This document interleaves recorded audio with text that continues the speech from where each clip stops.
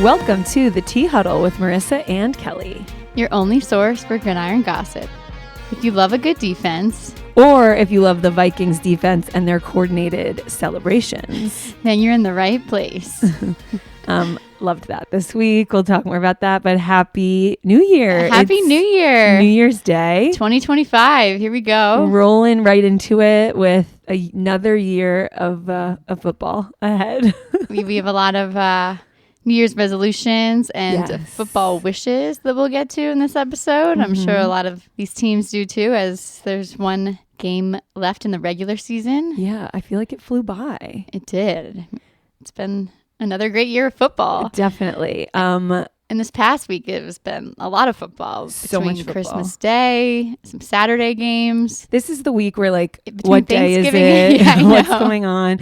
Is it mealtime? It always feels like mealtime. There's always football on, but I'm here for all of it. It's the best time of year. Yeah. Other than the holidays, New Year's Eve, all those fun things, my favorite part of the week was, like we said, the Vikings defense. So they had already done Parent Trap for one of their celebrations, Ray Gun from the Olympics, White Chicks, Camp Rock, and now they're rounding it out with High School Musical. These are like millennial boys, like sponsored by Disney Channel. Right. It's like young millennial dialed in. They've got it all. And I'm loving it. I don't know what they have left, but they'll figure it out. I'm not worried about that. Yeah, that's definitely one of my wishes for the new year. Is for the Sellies to keep coming. keep them coming. So other than Cam Bynum and his Vikings defense's amazing celebrations, like you said, it was a great week of football. So let's get into it with your rundown of everything that happened this past week. In week 17, the Bills smoked the Jets 40-14, resulting in Aaron Rodgers finally being benched, which we'll get to that later. A lot to talk about. Definitely. The Chargers crushed my Patriots 40-7, leaving the Patriots now in the lead to have the first round pick in the draft. Like you want to be bad now. It's fine. I'm fine with it. The Commanders clinched their first playoff spot since 2020 with their win over the Falcons. The Giants got their first win at home with their win over the Colts, but not without jeopardizing their first round pick in the draft. So thank you, Giants. Like just picking the worst time ever to win. I know. Yeah, we're definitely going to dive into this more too. These New York teams are having a day. And all the way back to Christmas Day, the Ravens dominated the Texans in Houston and gave us a show. Oh my God. Such a show. So that brings us to our first top story of the week. A little something for everyone on Christmas Day with Beyonce's incredible halftime show. I should have known because Beyonce obviously doesn't do anything that isn't produced to the T, but I thought it's not the Super Bowl. It's a Christmas game halftime show. Like I thought she was going to stand on a stage and sing some songs. Maybe like one or two songs. This was better than most Super Bowl halftime shows I've seen. The best Super Bowl halftime show was this Christmas Day show. Yeah.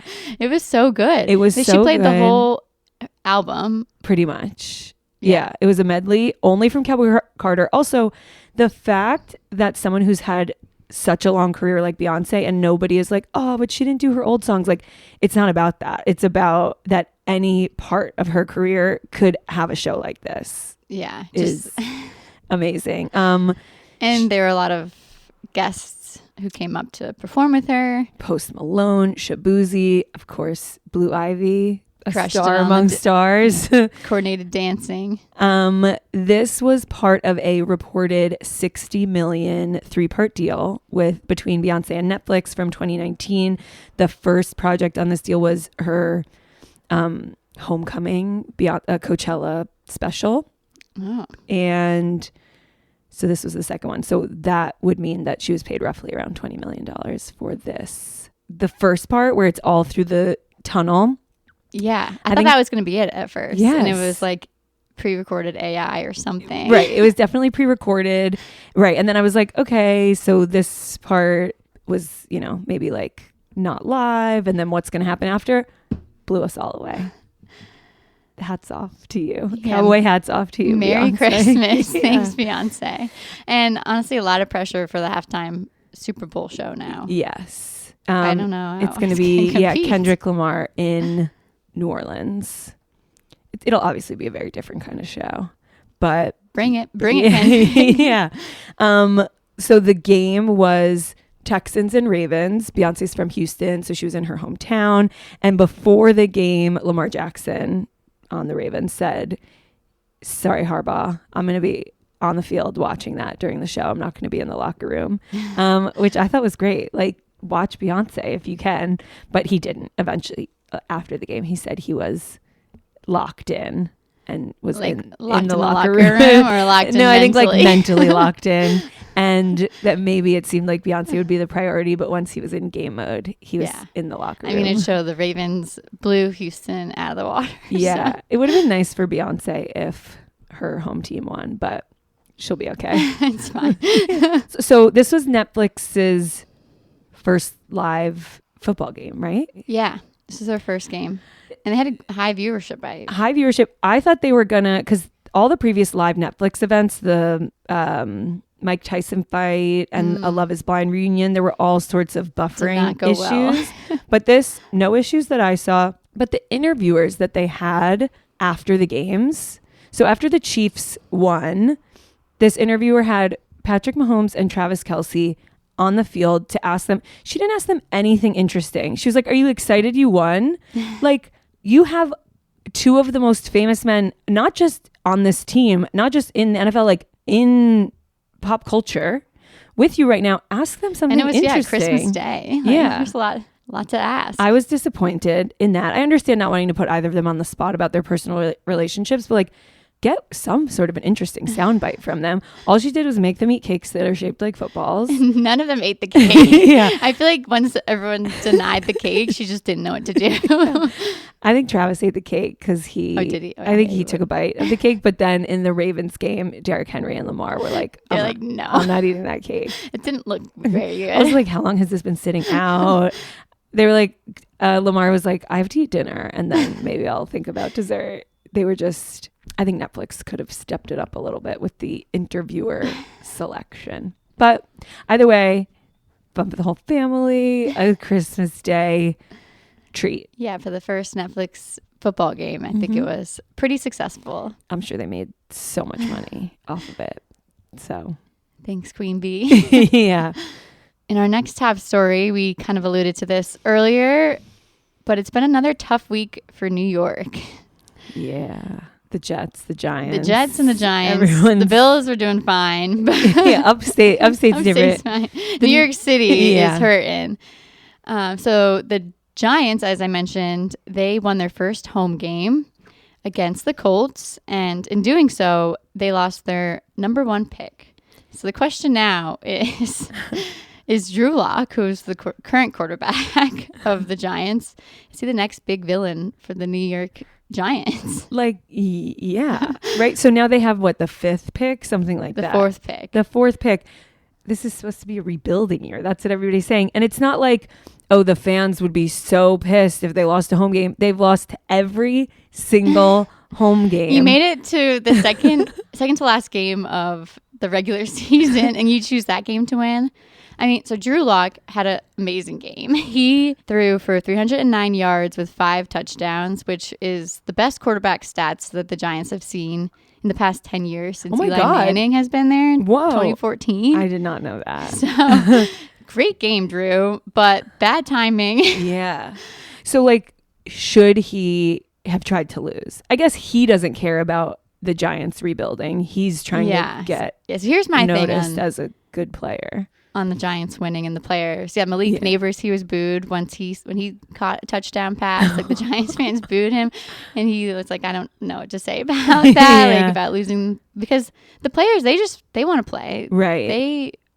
I don't know. They deserve to play well and feel good about themselves. And if they might get traded or if it might impact their contract, it's in their personal best interest to do well, even if it's in the team's best interest to lose one more game. I feel like it comes down to Dable and the coaches to maybe throw the game at that point. Call bad calls. I guess Dable's fighting for his job too. Yeah. I don't know. But wouldn't ownership want them to lose more than anybody else? Yeah. So if fighting for his job would be losing the game, yeah. strategically, like the Patriots, I have to say, Do you think they threw it? they've played pretty well, and then they've always lost the game in the last quarter, which I'm fine with because it's an entertaining game. Yeah. And we're still on track for a good pick for next year. And Robert Kraft is definitely playing chess, not checkers. Right? Yeah, we'll see. I don't know. We do have questionable coaching, but yeah, I that's guess what I feel Dable should have done. bad Some more for- questionable coaching. yeah, like Drew Lock should be celebrating, and probably he's getting death threats. I know. Yeah. And I was looking to see if there was any planes that flew overhead with yes, warning signs Yeah, for, with menacing for Mara. quotes. And apparently there was supposed to be one. It was going to read, Mr. Mara, enough, clean house or sell the team. But it was too windy that they had to cancel at the last minute, which maybe now generated some good luck. Yeah. The team was motivated to win. I wonder if those GoFundMe people got their money back if the plane couldn't fly, or if it will be postponed till a less windy Maybe game next week. season. Next season. Yeah, they have like a voucher. Yeah. One banner At this plane. point, it's like not much. I don't know what they want. Those poor fans. Yeah. Yeah, but like you said, it wasn't just the Giants. The It wasn't just the Giants. Jets are a hot mess too. Yeah, the Jets lost 40-14. Aaron Rodgers was benched. He, I guess, benched himself once he realized that they were down 40-0. He was like, I guess, apparently he said, because it's time for you to put Tyrod in. Tyrod Taylor stepped in. He scored 2 touchdowns his first few plays in the game. So it Yeah. just kind of shows that Rodgers is old. I think we're watching him crumble in real time. Yeah. And I'm loving it. on the way to the field, he was carrying a giant boombox that was playing Gangster's Paradise. Like, you're losing. Your team is not doing well. Embarrassing. What are you talking about? Yeah. There's a picture of Josh Allen standing in the doorway of the Bills locker room watching Aaron Rodgers and the boombox and the team go by, and he just looks Smirked. like he's like smirking. Like, what are you He's guys like, "All what are you right." guys doing? We're like the best team in the league. Like, okay. Yeah, definitely Whatever. embarrassing. Right, like what we were saying before about the Vikings defense. Like, if the Vikings were not doing well and we're making embarrassing mistakes left and right, and then we're doing these choreographed elaborate celebrations, everybody would be like, maybe stop Focus on the dance game. practice and focus on the game. But because they're having an amazing season and they're doing really well, It's even more impressive. How Yeah. do they have the time? dance your little hearts out. Yeah. Everybody's happy. But it seems perhaps like Aaron Rodgers is Put the focusing on boombox away. Get off podcasts. Yeah. Enough with your docuseries and your retreats. Yeah, and the game just kind of got worse and worse for Aaron Rodgers. He became the most sacked quarterback of all time. He joked that finally he's beaten one of Tom Brady's records, which is pretty funny, actually. I'll give it to him. Yeah, It's a good sport there. definitely. But yeah, I'm not sure if we'll see him next year. I hope for the Jets' sake that we don't, but I also hate the Jets. So And just like, his personal behavior aside, it's kind of sad seeing It somebody is who sad. was at such a peak in their career go out like this. yeah, But also then he says some like terribly ignorant things, and then I stop feeling bad for him. So it's a little bit of a roller coaster, I think, between all of us and how we feel about Aaron Rodgers. Sometimes he's charming, sometimes he's a dick, and it's up and down. I hope he gets a win on his last game ever. this weekend, which could be ever. Yeah, I'll give that to him. Yeah. And then maybe it hurts the Jets' spot in the draft as well. Yeah. And one more piece of drama coming out of New York. T. Higgins, the Bengals wide receiver, posted something on Instagram, and Sauce Gardner responded, "Pay the man."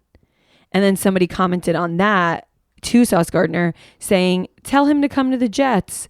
And Sauce Gardner responded to that guy saying, "I will," all caps, "not be telling him that. as if like, Yikes. as if like, save yourself, do not come to the Yeah. Jets. So it seems like the players aren't happy, the fans aren't happy. Yeah, I mean, it is a mystery to me because they do have a really great team on paper. Yeah. But I guess put Tyrod out there and it might change some things. He's got all that drama going on in his personal life, you know, evicting his ex-girlfriend from his house, and Can still throw he's touchdowns. able to get 2 touchdowns at the end of the game. So I guess there are ways to separate your personal drama from your on-field performance. Take some notes, Aaron. Yeah. Outside of New York, our last top story for the week, also personal life on the field.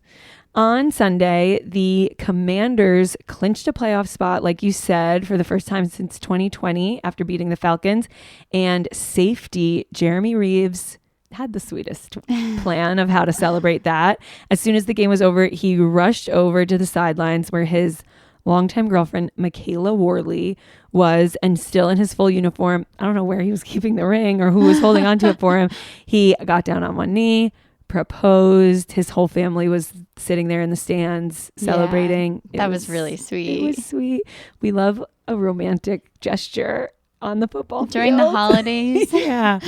Yeah, congratulations. We love an engagement. Yeah, he posted on Instagram after the fact and talked about how a year ago when he tore his ACL and was put on injured reserve, she helped him in his lowest time get back to being his best. They've been best friends for over 8 years and a lifetime to go. So very sweet. Yeah, rooting for them and their love and wedding content to come. So congrats, Jeremy Reeves and Michaela Worley. Congrats. So it looks like the holidays are bringing engagements and also arrests. Yeah. The tensions are always a little higher around the holidays. People act out. These boys have been getting into trouble, so we have an extended version of Step Out of the Car. Step out of the car, everybody. Step out of the car. Everybody's stepping out of the car. All right, the first person we would like to step out of the car this week is Adrian Peterson. Adrian Peterson was a running back with the Vikings. He was also on Dancing with the Stars. We've talked about him before because he has a string of legal issues and more coming this week. 2 warrants are out for his arrest after failing to appear in court for 2 separate child support cases with 2 separate women from Minnesota. He has 8 kids with 6 different women, and a lot of child support to play. 2 of those women have not been getting their child support, and he did not appear in court to figure this all out. So that would be 2 arrest warrants. Yep. And apparently, I mean, there could be a reason why he's not paying this child support. He is in $12 million of debt. In September, court issued an order to seize his assets and even intercepted an auction of some of his prized possessions and NFL trophies. I guess he took out a loan in 2016 and has not paid it back. So that could be part of the problem here, but it's time to figure it out. It's a new year. Let's get your finances in order. Yes. Like I said, history of legal issues, assault, even alleged child abuse. He pleaded no contest back in October to misdemeanor assault after being accused of slapping a woman back in May. He was sentenced to pay a $500 fine with no jail time in that case, according to the court records. A lot of arrests for Adrian this year. Let's hope he cleans it up in 2025. Maybe less arrests in 2025 can be Adrian Peterson's New Year's resolution. Yes. Next up, we have safety Brandon Joseph, who is playing for the Lions. He was pulled over at 2 a.m. on Saturday for speeding and on suspicion of drunk driving in Dearborn Heights, Michigan. Apparently, he was very compliant, and he was let go after being held for a few hours. However, the Lions waived him almost immediately for the game on Sunday. He's a good player. He's played 14 games this season, so we'll see if he can finish up this season this week. Brandon Joseph, call an Uber. Stop. I know. Drunk The holidays driving, is a tough time for that, but everyone be smart. It's not worth it. It's dangerous. It is illegal. Yeah. And you're going to lose out on playing and money, and you're going to have to step out of the car. So get it together. Brandon Joseph, you're making our Lions look bad. And the last person we would like to step out of the car for now is Wendell Smallwood Jr., a former Eagles running back. He pled guilty this week to federal fraud charges after he was accused of submitting fraudulent tax returns and applications for hundreds of thousands of dollars in COVID-19 pandemic aid programs. Yikes. Yeah, he in court went through like how he did it. Apparently under his own name and other people's names, he falsified documents for companies that don't exist and just like trying to take advantage of every white collar crime right here. Yeah, every COVID-19 program that he could. He faces sentencing for this guilty plea in May. These charges carry a maximum of 50 years in prison. But I read that defendants like Wendell Smallwood Jr., who have no criminal convictions, are rarely given such severe punishment if found guilty, which he's been found guilty because he pled guilty. But he could have to pay back the like $200,000 worth of money in fines and restitution. So we'll see what happens in May, Wendell. Yeah, I don't think NFL players typically need additional money from the government, given their salaries they make. But pay that back, Wendell. Yeah, get it together, all of you. And pay for Brandon Joseph's Ubers while you're at it. And maybe Adrian Peterson's child support. He needs the help. So in summary, get it together, everybody. Get it together. It's a new year. Yeah. Less arrests. Fresh start. That's our resolution. It might be a little late, but in this segment, we want to catch up on NFL Christmas presents. It's all I want for Christmas. We're keeping the holiday spirit going. I love it.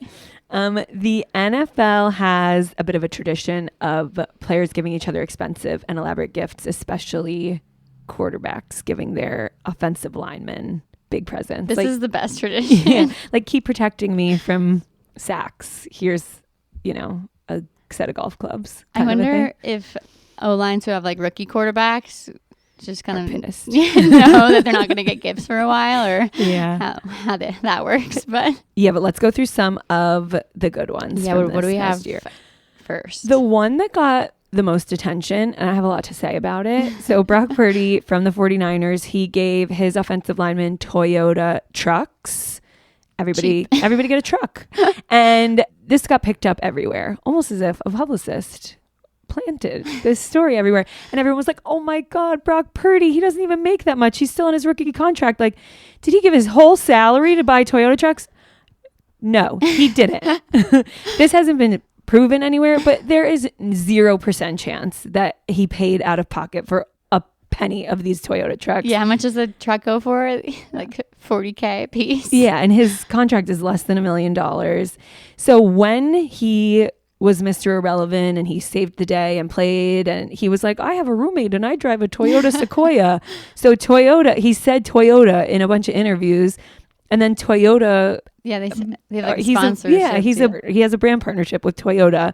And then this professionally recorded video of him giving his O-lineman Toyota trucks, where he goes, Toyota, look at this. And everyone's like, wow, I can't believe he spent all his money. No, he didn't. It was definitely part of like the sponsorship deal that he has. He might as well have been wearing a like Toyota branded polo in the video because he's a salesman. But hey, that's a good way to do it. He saves some money. Totally. Absolutely. They get the trucks. He's not spending his whole salary. Toyota gets a free commercial. Not free. They had to give away the trucks. So great gift. I just don't think he paid for it. We're on to you, Brock. Yeah, exactly. Next up, we have Joe Burrow, who gifted his O-lineman swords, which was one of the more unique ones. Definitely. When asked about it in a presser, he said, well, they wanted guns. And I don't know about guns, guys. So I was in the weapon mindset. I was like, what's a cool weapon? And samurai swords, I think, are pretty dang cool. Which, I mean, yeah, they are. But yeah. And I guess like a decorative weapon is better than like a violent, actual dangerous weapon that is. Where do you find samurai swords? That's what I want to know. Yeah, somebody on Joe Burrow's staff knows the answer to that question because they found. That must have been a fun ask. Yeah. I like that he was like, okay, I'll get you guys what you want, but not exactly what you want. Daniel Jones, I loved this one. So obviously he's not on the Giants anymore, but he was for much of the season. So he sent the Giants O-line each a bottle of limited edition Clase Azul tequila. So nice, Very fancy respectful. tequila. Yeah, I thought that was a class act. Yeah, that is a classy move. Nice work, Daniel. Mm-hmm. Aaron Rodgers, he gifted his O-line Tom Ford suit, Tom Ford cologne, some bourbon, stereo speaker. A boombox playing Gangster's Paradise. Yeah, maybe that's the one that he gave everyone. So he was bringing out his own. Yeah. Jared Goff from the Lions, when he was asked about what he got for his offensive lineman, he said, well, it's hard when you got guys giving out Toyota trucks to try to keep up with that. Wow, Toyota is just getting their name slipped everywhere. And then a sponsorship, Jared. Yeah, Jared Goff. Good. Also, your wife is an influencer. She can help you figure out how you can get a brand deal. He's got money. Definitely. Right. He's like, oh, me? I don't know. He goes, but I got them a nice Yeti package with a ton of Wagyu steaks and beef. I hope they like it. Which Wagyu is expensive too. Yeah. And they will love that. Definitely. He just has such like, oh, golly me, like vibe about him. Dad vibes. Definitely. Next up, we have Jalen Hurts and Saquon Barkley, who did a joint gift for their O-line. Wow, everybody's like, how can we afford this? We only make $80 million a year. I know. That's interesting that they both chipped in, but They I went guess split ski. Saquon's been having a hell of a year, and they gotta give him some routes to get slipped through there. True. He wants to thank them as well. So they got golf carts customized with the O-line names and numbers, so they can scoot around their little neighborhoods and on their vast properties. Yeah. This wasn't an O-line gift, but it looks like Josh Allen got a customized Mrs. Allen Bills jacket for Haley Steinfeld. A Bills merch account, Bleached by Abigail Lee, posted a video of the jacket and said, such a fun custom. Happy holidays to everyone. That's cute. I wonder if I'm Josh Allen and this is what I got my fiance, I wouldn't love if the store that I got it from was showing it, but maybe they asked permission.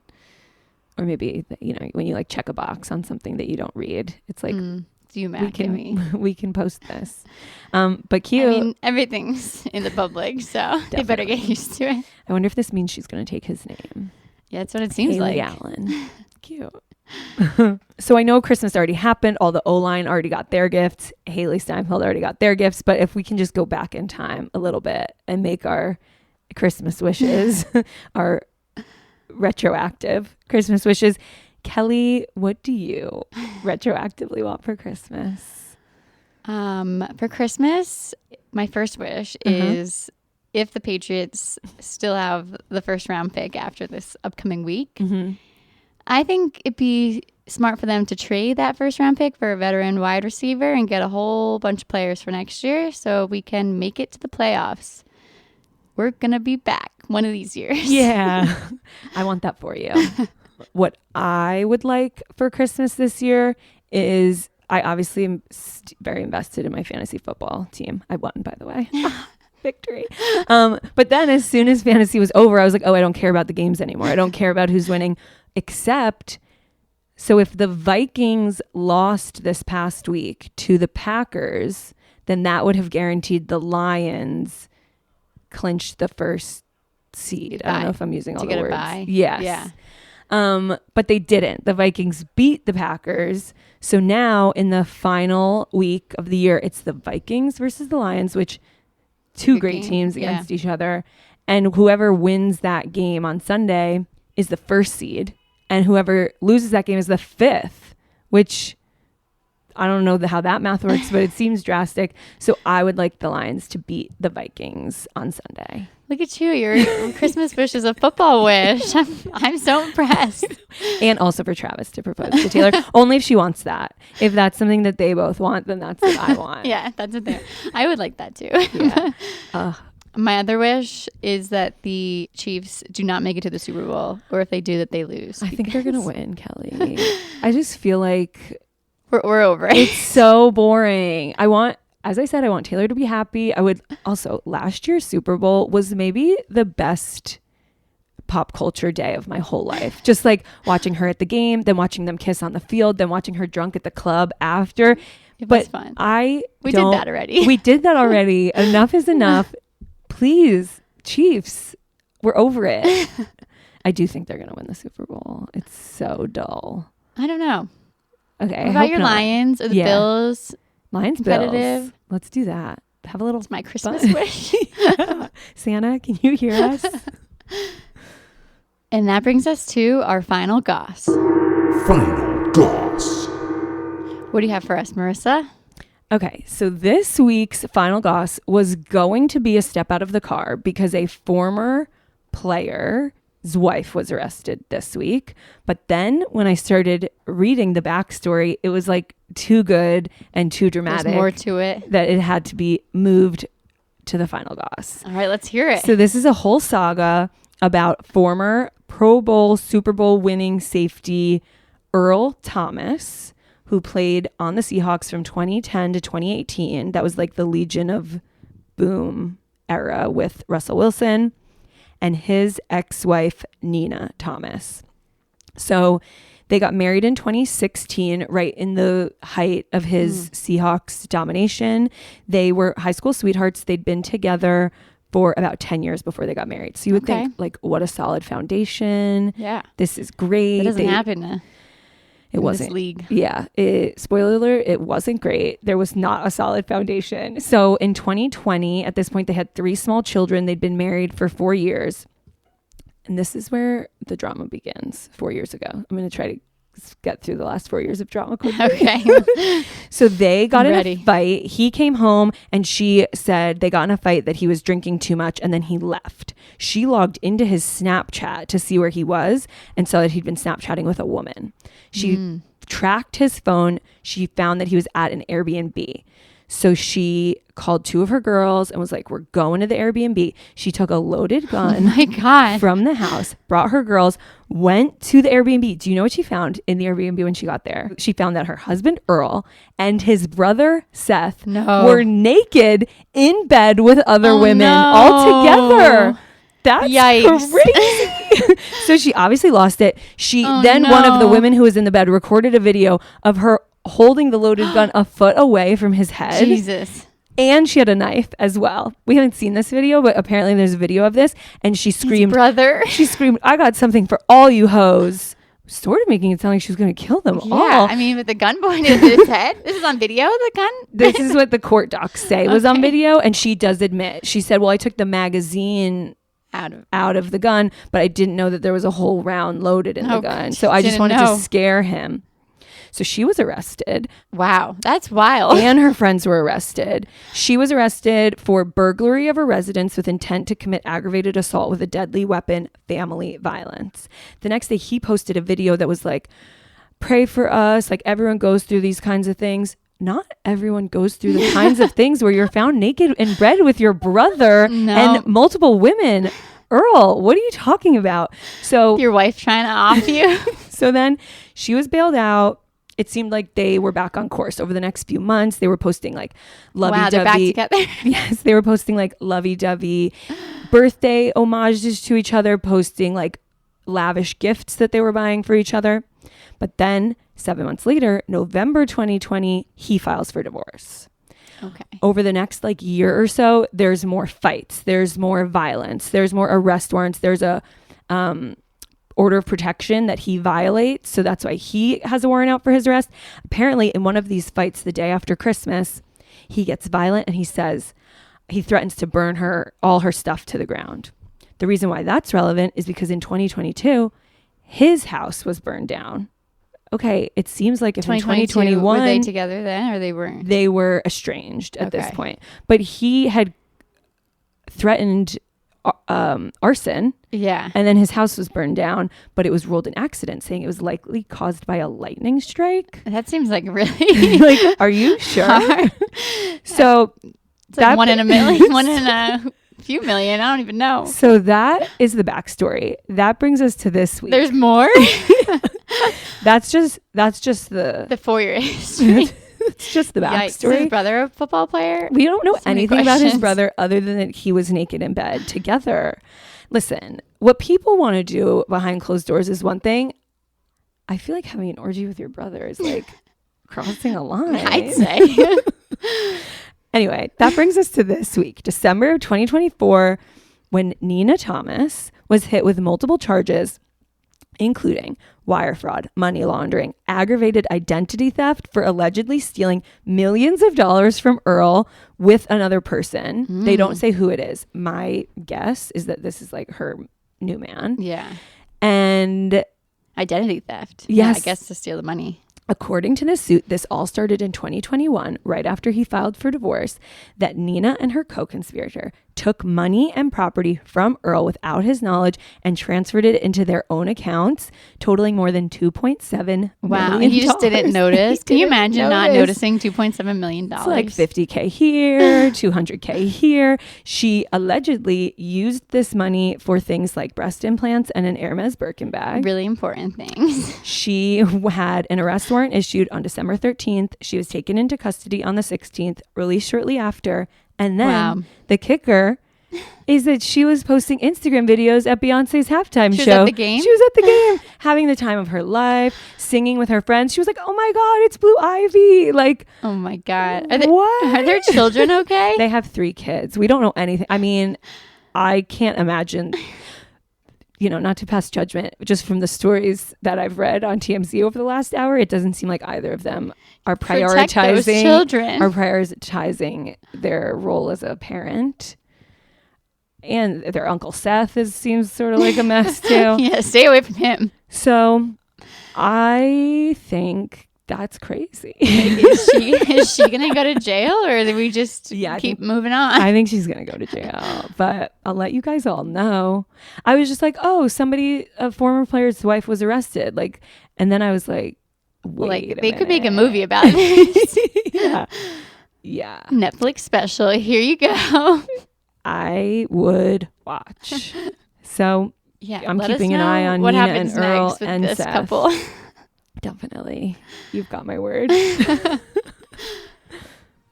Well, that's it for this episode of the Tea Huddle. Thank you for listening, everybody. We are back for the whole postseason. And we will have the latest on the arrests, the proposals, scandals, brothers in bed. So check us out next week. And until then, stay juicy.